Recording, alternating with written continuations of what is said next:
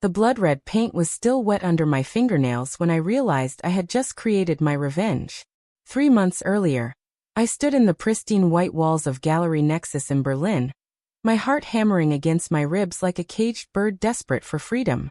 My latest collection surrounded me. Canvases that screamed with crimson fury, swirled with the deep purples of ancestral pain, and blazed with the orange fire of dreams deferred. Each piece told the story of my grandmother's hands, weathered from years of weaving carpets that rich Europeans would walk on without a second thought. Every brushstroke carried the weight of my mother's tears when she left Algeria with nothing but hope and a suitcase held together with prayer. But Xander Kowalski, he saw none of that. He circled my paintings like a predator studying wounded prey, his designer shoes clicking against the polished concrete floor with meticulous precision. Everything about him screamed entitlement, from his perfectly styled platinum hair to the way he held his wine glass like it contained liquid gold instead of overpriced Bordeaux. "Amira," he said, and even the way he pronounced my name felt like a slap. The syllables rolled off his tongue with the casual dismissiveness of someone who had never had to fight for anything in his entire privileged existence. "You have passion. I will give you that." I waited for the compliment to continue, but his pause stretched longer than the silence in my childhood apartment when the electricity got cut off again. "But let us be brutally honest here," he continued, swirling that wine like he was conducting an orchestra of my crushed dreams. "Your art is not marketable." The word hit me like a physical blow. Marketable. As if my pain, my heritage, my very soul could be reduced to profit margins and focus group demographics. "What do you mean?" I managed to whisper, though part of me already knew the answer would shatter something inside me that I might never be able to repair. Xander's smile was the kind that rich men give poor women when they want to seem generous while stealing everything. "Too loud, darling. Too emotional. The contemporary art world requires a certain sophistication, subtlety. Your work feels like someone is screaming at potential buyers." My hands began to tremble. 27 years of grinding poverty, of mixing my own paints because I could not afford proper supplies, of painting on salvaged canvases until my fingers bled. And this man was telling me it was all too much. "Perhaps," he suggested with the casual cruelty of someone suggesting a different coffee flavor, "you could try something more neutral. Beige perhaps. Cream. Colors that would not frighten wealthy collectors. Maybe explore ceramics? Or portrait work." Portrait work. The words echoed in my mind as I walked home through Berlin's rain-soaked streets that night. My rejected paintings tucked under my arm like wounded children I was carrying to safety. Portrait work. By the time I reached my cramped studio apartment, something had crystallized inside me. Something cold and sharp and absolutely unforgiving. I would paint a portrait all right. 3 months of obsession followed. I studied Xander Kowalski, like an archaeologist uncovering the bones of ancient monsters. I watched him from coffee shops across the street from his gallery, sketching the exact angle of his jaw when he dismissed another artist's dreams. I memorized the way his eyes narrowed when someone dared to question his expertise. I catalogued every micro-expression of his entitled face. The slight curl of his lip when he looked at art created by anyone who was not a white European male. The way his nostrils flared when he encountered anything that challenged his narrow worldview. But most importantly, I captured the essence of what he truly was beneath that expensive facade. A destroyer of dreams. A crusher of spirits. A man who had never created anything beautiful in his entire life, yet felt qualified to judge the beauty others poured from their bleeding hearts onto canvas. The painting began to take shape in the hours between midnight and dawn, when the world was quiet enough for me to hear my own rage singing. I chose a canvas so massive it barely fit in my studio. 6 feet by 4 feet of pure possibility. The kind of scale that demanded attention, that refused to be ignored or dismissed. The brushstrokes came like lightning strikes. Violent. Unforgiving. Each mark on the canvas was a year of being told I was not enough, not refined enough, not European enough, not quiet enough for their precious art world. I painted his face, but not as he saw himself in those polished gallery mirrors. I painted him as he truly was, as he made me feel. Half of his visage emerged from chaos, mouth twisted in an eternal scream that would never produce sound. The other half remained pristinely cold, eyes like empty windows in an abandoned building where dreams went to die. His skin was not the healthy pink of privilege, but the sickly gray of emotional rot. His perfectly styled hair dissolved into brush marks that looked like smoke rising from a fire that had consumed too many aspirations. I called the piece The Curator.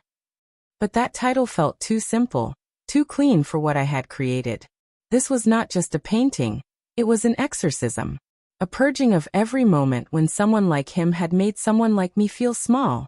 The anonymous submission was almost too easy. Berlin's underground art scene thrived on mystery and pseudonyms.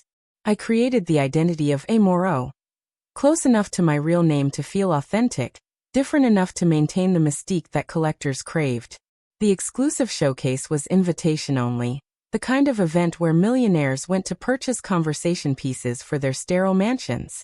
I submitted The Curator with a simple description: a study in power dynamics and the cost of gatekeeping. I did not attend the showing. I could not bear to watch wealthy patrons examine my rage like it was a curiosity in a museum. Instead, I waited in my studio, heart hammering, checking my phone every few minutes for updates from the coordinator. The first text came at 9:47 p.m. Significant interest in Lot 23. The second at 10:15 p.m. Bidding war on your piece. Current offer, 180,000 euros. I nearly dropped my phone. The final message arrived at 11:32 p.m. Sold. Final price, 230,000 euros. Buyer wishes to remain anonymous, but has requested artist contact information. 230,000 euros. Roughly $250,000 American dollars. More money than my family had seen in generations. More than enough to change everything. But the most delicious irony? The coordinator's final text revealed that the second highest bidder had been none other than Xander Kowalski himself. He had tried to buy my painting of him without knowing it was mine. Without knowing he was the subject. The man who told me my art was unmarketable had just validated its worth with his own desperate bidding. The anonymous buyer turned out to be Vivian Chin, a Taiwanese-American tech entrepreneur who collected art that challenged power structures. When she discovered the backstory behind The Curator, her response was immediate and perfect. "This belongs in a space that will honor what you have created," she told me during our first phone conversation. "I want to donate it to an institution of your choosing. Where do you think it should live?" I knew instantly. Galerie de la Cholera in Marseille. Gallery of Rage. A women-run art museum that had been fighting for space in the male-dominated French art scene for over a decade. They were launching a new exhibit called The Gaze That Fought Back, showcasing art created by women who had been dismissed, overlooked, or silenced by the establishment. My painting would become their centerpiece. The opening night was everything I had dreamed it would be. Women artists from across Europe came to see The Curator in person, and many of them shared their own stories of being told their work was too emotional, too feminine, too much. Xander sent me exactly one message after the news broke across art blogs and social media. "Is this really how you see me?" I stared at that text for a long time, remembering the moment when he had crushed my dreams so casually, like stepping on a flower that had grown through concrete. I left him on read.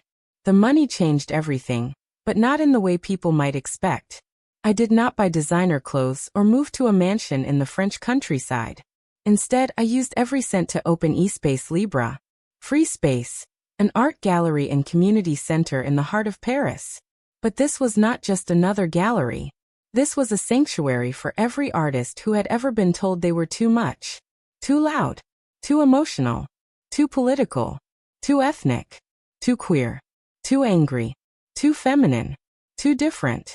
The space was designed to overwhelm the senses in the most beautiful way possible. Walls painted in every color that had ever been deemed unmarketable. Art hung floor to ceiling without regard for traditional spacing or conventional wisdom about what looked professional. We featured work from Sudanese refugees painting their trauma on cardboard scraps, transgender artists creating sculptures from discarded medical equipment, elderly women from Morocco weaving their stories into tapestries that covered entire walls. Every piece that had been rejected by traditional galleries found a home at Espace Libre. Outside the building, a neon sign glowed in electric pink letters. Loud. Emotional. Unapologetically sold. And inside, right by the front entrance where no visitor could miss it, hung the original, The Curator. Xander's twisted face greeted every person who walked through our doors, serving as a reminder of exactly the kind of person we were creating this space to overcome. 6 months after opening, Espace Libre had become something I never could have imagined. Artists were traveling from across Europe to exhibit their work in our unmarketable shows. Art students came to our workshops to learn techniques that prioritized emotional honesty over commercial appeal. Collectors who had grown tired of sterile, profitable art began purchasing pieces that made them feel something real. The waiting list for exhibition space stretched 8 months long. Major art publications began writing articles about the Rage Renaissance, happening in Paris, crediting our gallery with launching a movement of authentic, unfiltered artistic expression. But the moment that mattered most came on a rainy Tuesday afternoon in November. A young woman walked through our doors, her arms full of paintings wrapped in plastic grocery bags.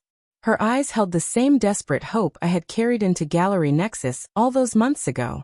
"Excuse me," she said in heavily accented English. "Someone told me this place shows art that other galleries will not show?" Her paintings were magnificent. Abstract explosions of color that seemed to pulse with heartbeat rhythms, textured with what looked like sand and crushed flowers. They smelled like home-cooked spices and tasted like homesickness when you looked at them long enough. "I am Zara," she continued, setting her precious cargo carefully against the wall. "I am from Syria. Every gallery in Paris tells me my work is how do they say, too specific? Too ethnic. Not universal enough." I looked at her paintings and saw myself 3 years earlier, carrying my dreams in inadequate wrapping, hoping someone would see the value in what I had bled onto canvas. "Zara," I said, and I made sure to pronounce her name with the respect it deserved. "Your work is exactly what we are looking for. When can you be ready for a solo show?" The success of Espace Libre attracted attention I had not expected. Art critics from New York Times and The Guardian came to write features about our revolutionary approach to curation. French government officials visited to discuss funding opportunities for expanding our community programs. But the review that mattered most appeared in a small Algerian art magazine that my grandmother somehow managed to get translated and mailed to me. "Amira Ben Ali has created more than a gallery," it read. "She has built a bridge between the art world that exists and the art world that should exist. In her space, the voices that have been silenced for centuries are finally free to sing." My grandmother included a note written in her careful Arabic script. "I always knew your anger would become something beautiful." 1 year after The Curator sold, Xander Kowalski's gallery closed. I did not celebrate his failure, though I would be lying if I said I felt sorry for him. According to industry reports, he had struggled to attract both artists and buyers after several public controversies involving his treatment of non-European artists. The final straw came when a video surfaced of him telling a Black British sculptor that her work was too political for his refined clientele. The artist had recorded the conversation, and it went viral across social media platforms within hours. Gallery Nexus became a cautionary tale about the old guard's resistance to change in an evolving art world. I received one final message from him as I was preparing for Espace Libre's first anniversary celebration. "I may have been wrong about marketability. Your success speaks for itself." This time, I decided to respond. "Xander," I wrote, "you were not wrong about marketability. You were wrong about everything else. Art is not supposed to be comfortable.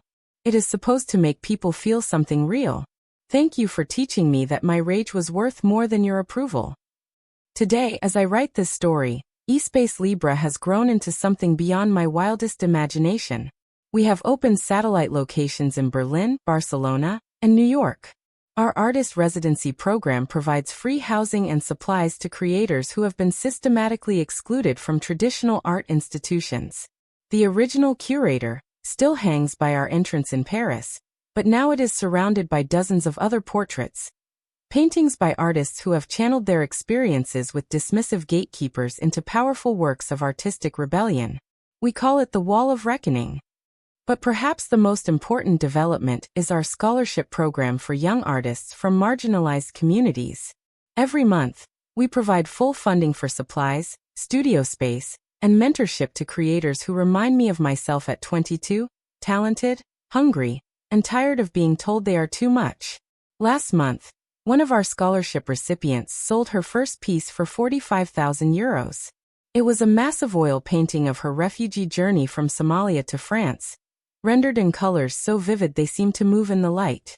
The buyer was Vivian Chen, the same woman who had purchased The Curator and changed my life. The circle continues. As I reflect on this journey, I realize that Xander was wrong about more than just my marketability. He was wrong about what art should do. He believed it should be decorative, safe, profitable. Something that would not challenge wealthy collectors or force them to confront uncomfortable truths about the world they had helped create. But real art has never been safe. Real art is supposed to disturb, to provoke, to make people question everything they thought they knew about beauty and truth and justice. My rage was not unmarketable. It was priceless. And now, every time someone walks through the doors of Espace Libra and sees their own story reflected in our walls, every time an artist who had been silenced finds their voice again, every time someone realizes that their difference is their strength, Xander's portrait serves as a reminder of exactly what we are fighting against, and exactly how far we have come. The art world tried to silence me.